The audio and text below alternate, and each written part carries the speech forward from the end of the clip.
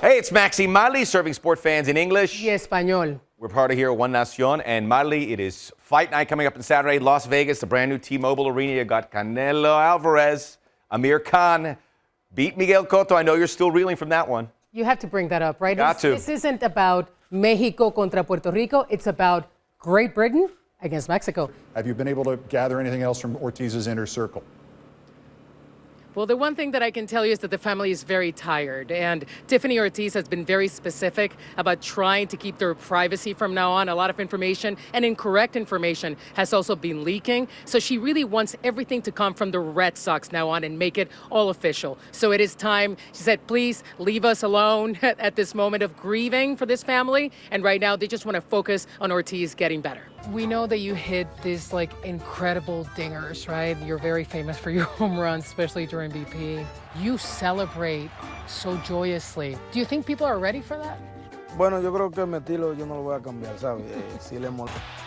13 years of your life were spent with your dad as a major league player. What did you learn? Bueno, yo creo que primeramente fue la humildad. You've told me that outside your father, your hero is Adrian Beltre. Is that who you want to model yourself after? Yo creo que sí, yo creo que toda la noche antes de ir. As you know, there are a lot of expectations that come with being the son of a Hall of Famer, and you're also considered the top prospect. What do you expect of yourself? Bueno, yo creo que mi expectativa es seguir los pasos de mi papá, ¿me entiendes? What message was Major League Baseball trying to send?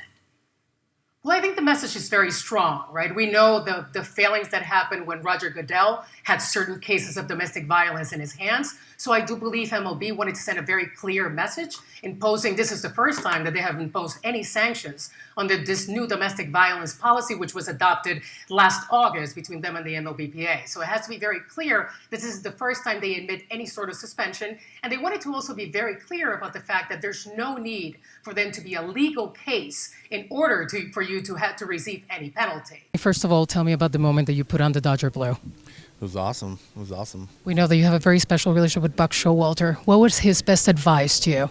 You know, keep being you. Keep doing you. Keep, believe in yourself. Keep playing the game and don't change. How much does it mean to you, the fact that Kemp is in there and some guys that you already know in terms of adapting when you've only known one team your entire career? It's tough. It's definitely tough. A couple of issues, particularly me, with celebrating Cinco de Mayo, but we'll just move on from that to the other expert besides La Dama del Boxeo, the lady of boxing, and we bring in Bernardo Osuna. Bernardo, why is it that Canelo is fighting Khan specifically?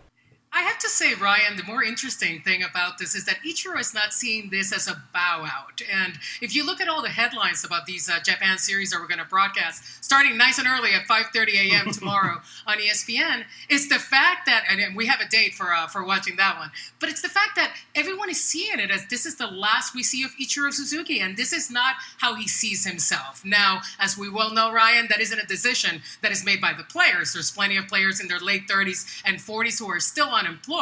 So obviously Ichiro at 45 years old, it's a shadow of this first ballot Hall of Famer that he will certainly be. But at the same time, he's not ready to say goodbye to this game yet. So I think that's where the message lied, and that's where it was very strong.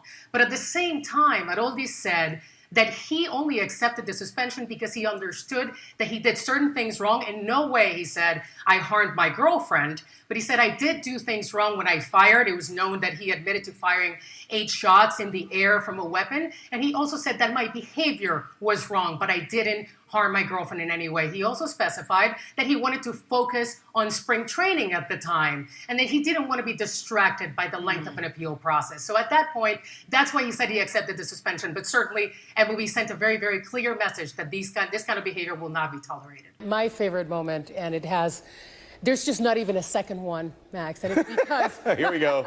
Here we go. for the first time ever, any Olympian coming from Puerto Rico Dale. wins a gold medal, and we have in Maxi Marley the honor, el honor, the pride of Puerto Rico, hashtag Pica Power, Monica Puig. Monica, welcome. Thank you so much for having us.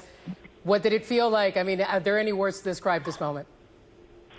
Well, first off, thank you guys for having me.